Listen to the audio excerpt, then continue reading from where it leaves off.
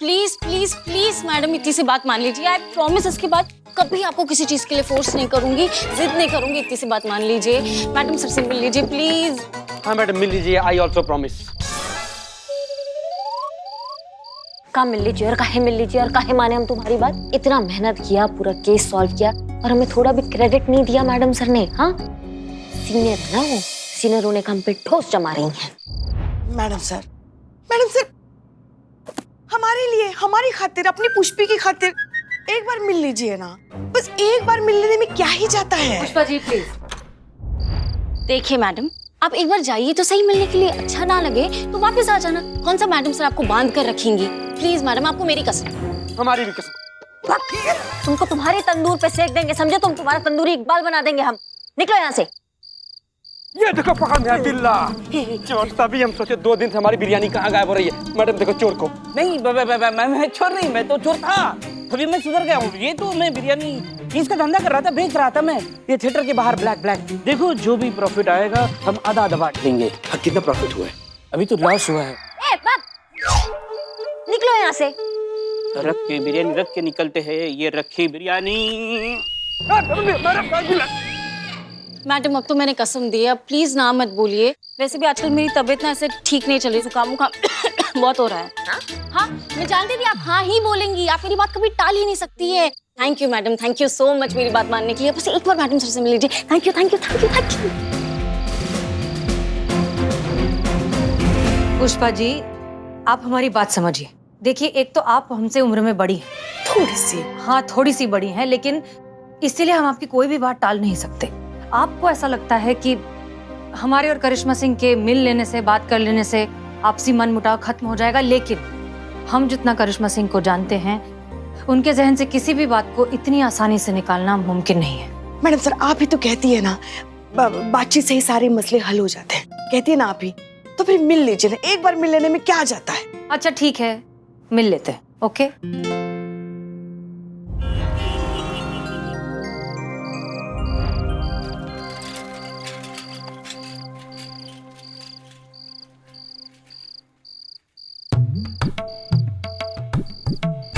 Madam sir को सही पता दिया था ना आपने, तो अब तक आई क्यों नहीं? अरे बस आती होंगे, तुम डरो मत।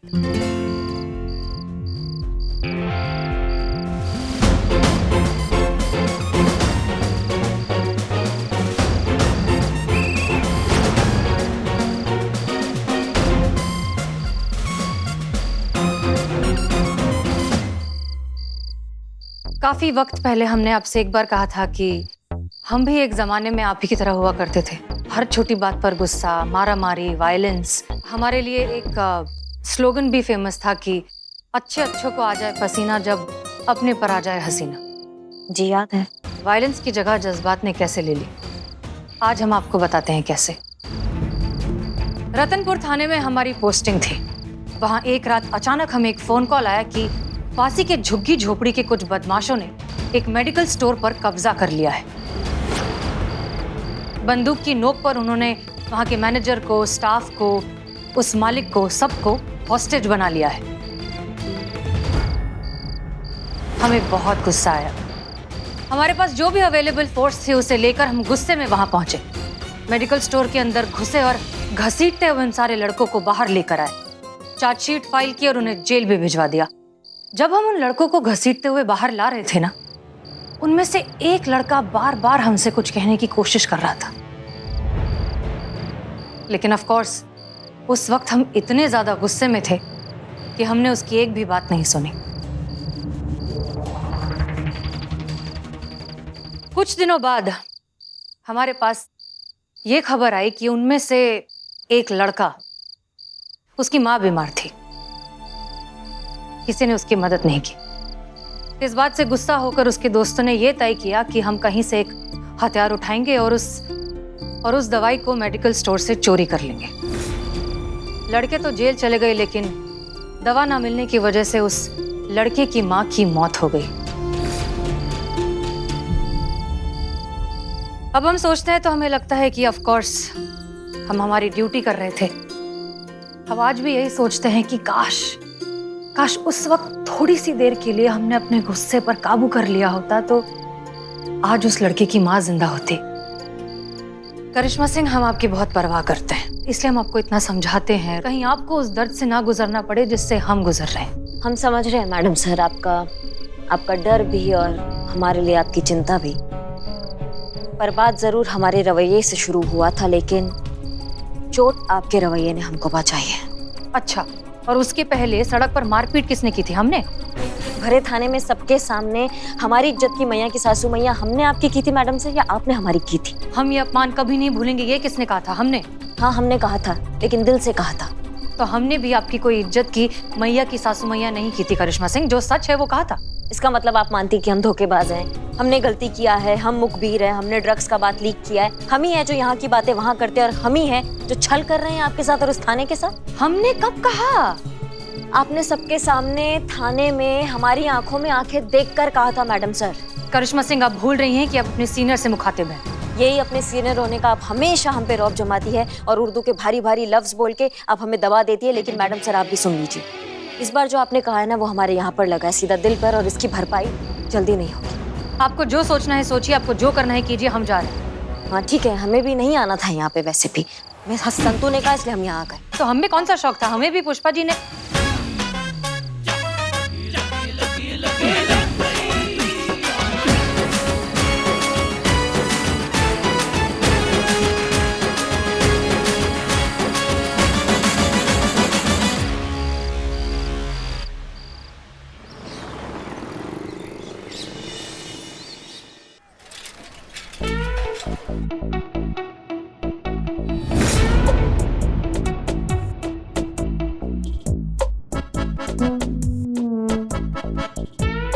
अरे क्या मुंह बना रहे हैं दीवान जी, क्या हुआ? 200। अब ये मशीन देखा तो उनकी याद आ गई। याद आ गई मतलब दीवान जी? अब कहाँ रहे? सॉरी दीवान जी। अरे नहीं सर, शानपुर से शिफ्ट हो गए, फरीदाबाद चले गए। फूफा तो है अभी। दीवान जी, आप मेरा बीपी चेक कर रहे थे ना? चेक तो कर रहा हूँ सर, पर यहाँ जो देख रहा हूँ ना, बिल्कुल सही नहीं है। खत्म, डेड। क्या बात कर रहे हैं दीवान जी? क्या खत्म, क्या डेड? सर ये मशीन खत्म, काम ही नहीं कर रही है।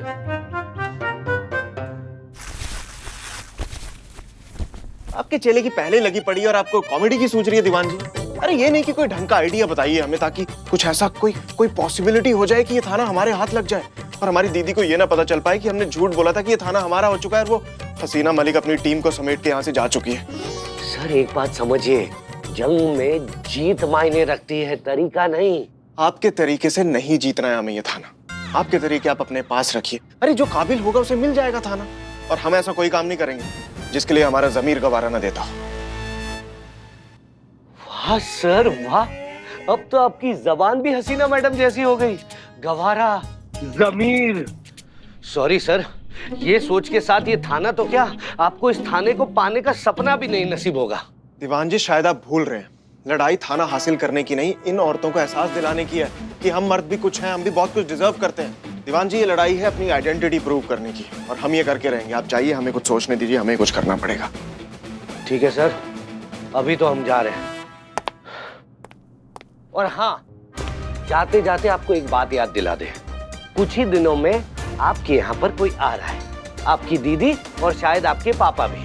उनके आने से पहले अगर ये थाना आपका नहीं हुआ तो सोच लीजिएगा क्या होगा।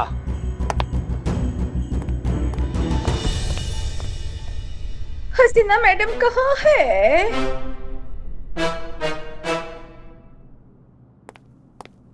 आप हमारी कंप्लेंट लिखिए ना, क्योंकि हम बड़ी दिक्कत में हैं। अरे सुमन दीदी, आप यहाँ क्या कर रही? रपट लिखाने आए थे। अरे तो मुझे बोल दिया होता, थाने में आने की क्या जरूरत थी? हम क्या बताएं? आप जानते हैं ना? अरे दीवान जी, सुमन दीदी हैं, आजकल बंटी और घर को यही संभाल रही हैं, बहुत अच्छे से काम करती हैं। थोड़े दिन पहले इन्हें रखा था। अब दीदी मुझे बताइए क्या प्रॉब्लम है, यूं सॉल्व कर दूंगा। नहीं, आपसे घर के पर्दे नहीं धुलते हैं। आप हमारी प्रॉब्लम का क्या पर्दाफाश करेंगे? रहने दीजिए, ये मामला किसी महिला ऑफिसर को ही संभालने दीजिए। सर, आपकी कुंडली में औरतों से इज्जत लिखी नहीं, ये भी। बैठिए बैठिए, बताइए क्या समस्या आ रही है। जय मैडम, जय जय। Please please carry on. बताइए। घर में चोरी हुई है। क्या? तो दीदी आपने मुझे क्यों नहीं बताया? नहीं, आपके नहीं, हमारे घर में चोरी हुई है। 2 महीने पहले मेरी बेटी का रिश्ता तय हुआ था। अभी कुछ दिनों बाद उसकी सगाई होने वाली है। उसी सगाई के लिए हमने एक अंगूठी खरीदी थी। उसी अंगूठी की चोरी हो गई है। लड़कों वालों ने डिमांड की थी कि उनको कीमती वाली महंगी वाली अंगूठी ही चाहिए। अब अगर वो अंगूठी नहीं मिली तो मेरी बेटी का रिश्ता टूट जाएगा। दया कीजिए, मेरी बेटी का रिश्ता टूटने से बचाइए ना। नहीं नहीं नहीं, आप शांत हो जाइए। आप बिल्कुल चिंता मत कीजिए। जिसने भी आपकी बेटी की अंगूठी चुराई है ना, उसके हलक में हाथ डालकर वो अंगूठी हम वापस लेकर आएंगे और आपको देंगे। लेकिन हमें एक बात का बहुत ज्यादा आश्चर्य हो रहा है, वो ये कि सगाई में जो इतना महंगा अंगूठी डिमांड कर रहे हैं, शादी में तो आपकी खाली खींच लेंगे वो लोग। नहीं मतलब ऐसे लालची लोग, इतने लोभी लोग, इनकी सुताई होनी चाहिए मार्केट में सबके सामने। ऐसे कोई दहेज कैसे मांग सकता है, आप समझ रहे हैं? और नहीं तो क्या, पता है आपको, हमने हमारे लल्ला की शादी में ना 1 रुपया तक दहेज नहीं मांगा। हाँ ठीक है। हाँ तो हम ये कह रहे थे कि उनको मार मार के ना ऐसा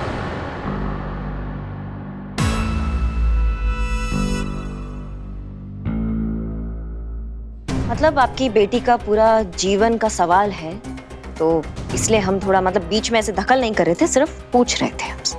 आपको किसी पर शक है? कोई आपका दुश्मन या फिर कोई घर का सदस्य जो ऐसा काम कर सकता हो? नहीं। यही तो समस्या है। सबसे ज्यादा पीड़ा वो इंसान दे देता है जिससे आप मलहम का उम्मीद करते हैं। आपके भरोसे का ना पुंगी बजा देता है वो इंसान, और वो इतना असहनीय दर्द होता है ना कि कोई भी मलहम उसका इलाज नहीं कर पाती है।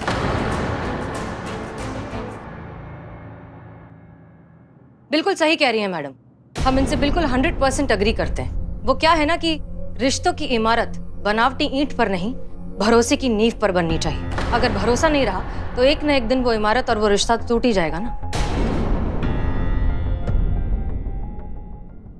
युक्ति, आप लोग क्या कह रहे हैं? हमारी तो कुछ समझ में नहीं आ रहा है। संतोष शर्मा, ये केस अब आप हैंडल करेंगी।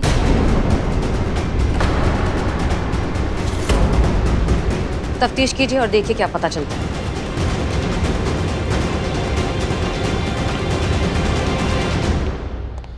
दीदी आप मुझे बताइए ना, कब हुआ ये सब? देखा सर, देखा आपने? आपके रहते हुए भी ये केस का चार्ज संतोष शर्मा को दे दिया।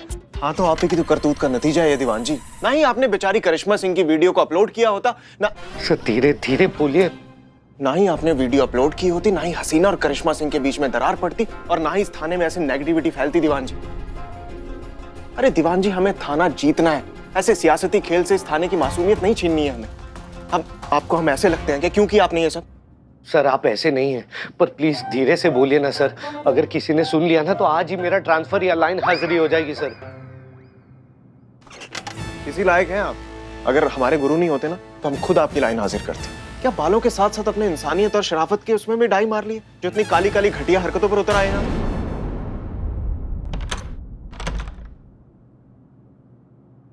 सर नीचे है वो फाइल।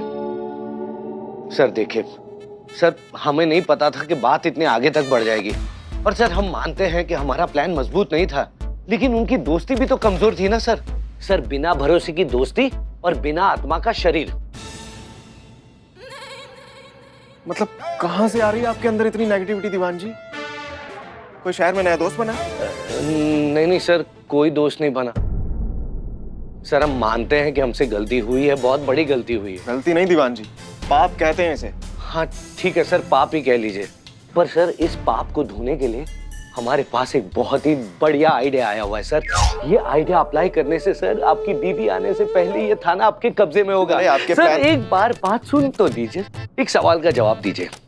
एक औरत के जीवन में सबसे इंपॉर्टेंट चीज क्या होती है? बोलिए बोलिए, क्या होती है? उसकी पहचान? नहीं सर, उसका घर, उसका पति, उसकी घर गृहस्थी। सर जस्ट सोचिए, अगर हसीना मैडम के जीवन में कोई आ जाए, उनकी शादी हो जाए, उनका पति हो, बच्चा हो, तो सर कहाँ वक्त मिलने वाला है उनको? कहाँ वो बेफिजूल की थाने को जीतने की लड़ाई लड़ने वाली है? तो सर अगर एक बार अपना पति, अपना बच्चे उन सब में बिजी हो गई तो क्या क्या दीवान जी? तो सर आपको बस इतना करना है कि आपको हसीना मैडम को शादी के लिए मनाना है।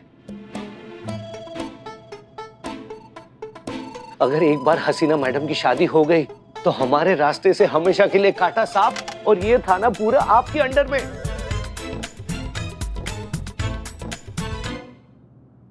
ग्रेट।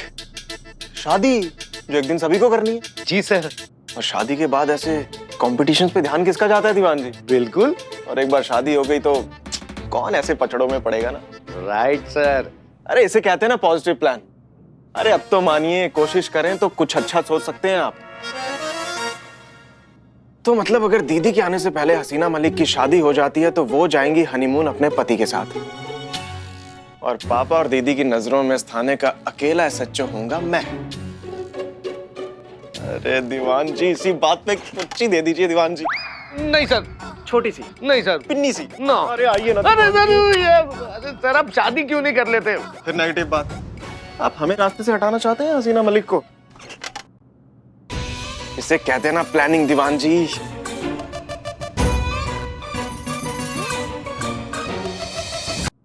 तो फाइल ठीक से नहीं रखते हैं ये लोग।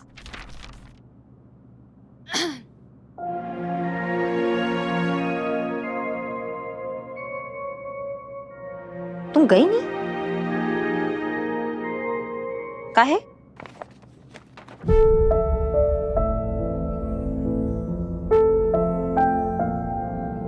क्या बोलना है? मैडम सर ने जब से ये केस दिया है ना, मुझे बहुत खराब लग रहा है मैडम, क्योंकि मुझे आप जैसा बनना है, आप नहीं बनना है। करिश्मा सिंह एक ही है और एक ही रहेगी। मुझे नहीं समझ आ रहा मैं क्या करूं, कैसे करूं, क्या स्टार्ट करूं, मैं क्या करूं मैडम? तुम सबसे पहले तो शांत हो जाओ और एक बात अच्छे से जान लो कि कोई किसी की तरह बन भी नहीं सकता संतू। ये असंभव है। अगर ऐसा होता तो हम सबके रूप एक नहीं होते। हम सब अलग अलग काहे हैं? क्योंकि भगवान ने हम सबके रंग स्वरूप अलग अलग करके हमको भेजा है, ताकि अपना एक अलग अस्तित्व है, अपनी अलग एक पहचान है, अपना अलग एक रूप है जो दुनिया के सामने आना चाहिए और जो आएगा। शायद इसीलिए मैडम सर ने तुमको ये केस दिया है संतू, ताकि तुम स्वतंत्र रूप से इस केस को सॉल्व कर सको और दुनिया को दिखा सको कि तुम अकेली सक्षम हो इस केस को सॉल्व करने के लिए और तुम किसी से कम नहीं हो। समझे हमारी बात? बाकी जब तुम ये केस सॉल्व कर लोगी तो तुम्हारे साथ कुछ अच्छा होगा तो हमसे ज्यादा खुश कोई नहीं होगा संतू। नहीं, ये समय बिल्कुल भावुक होने का नहीं है संतू। तुम इधर आओ हमारे साथ। ये देखो, ये देखो। चाची को देख के लगा था कि ये सोशल मीडिया पर होगी, और ये सोशल मीडिया पर है हमारी आंखों के सामने। पर ये हमारे लिए बहुत बड़ा हेल्प बन गया संतू, क्योंकि जब हमने थोड़ा जांचा तो हमें पता चला ये वाकई अपनी बेटी से बहुत ज्यादा करीब है और जान छिड़कती है उस पर। तो अगर हम तुम्हारी जगह होते ना संतू, तो अपनी जांच पड़ताल इसी केंद्र बिंदु से करते। केंद्र बिंदु, सेंटर पॉइंट। Centre point. हम उसके घर जाते, हम पता लगाते, आस पड़ोसी से पूछते, पूरे पुरानी खाल उधेड़ते। हो सकता है हमारे हाथ में नया अंकुर आता जो असली जड़ होता इस समस्या का। क्या समझे? समझ गई मैडम। तो फिर काम पर लगो। Love you, love you. हे भगवान, सब कुछ जल्दी से फिर से पहले जैसा कर दीजिए। हसीना मैडम और करिश्मा मैडम का पैचअप करा दो प्लीज। कोई तो रास्ता निकालिए प्लीज प्लीज प्लीज। जाओ ना। अब जय हिंद। जय हिंद।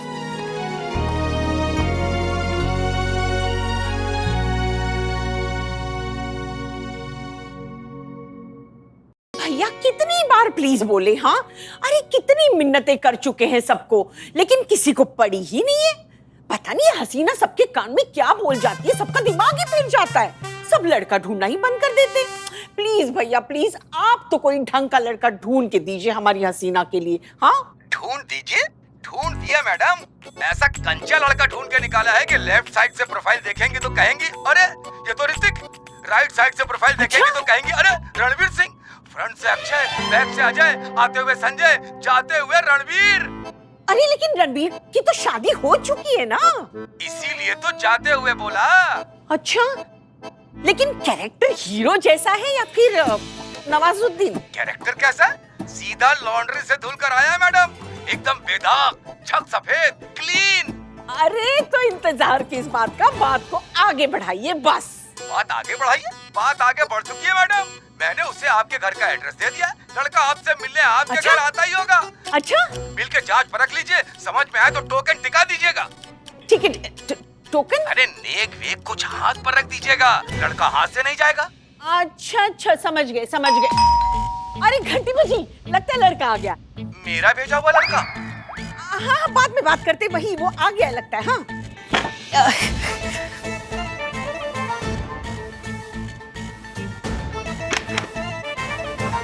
नमस्ते माँ जी।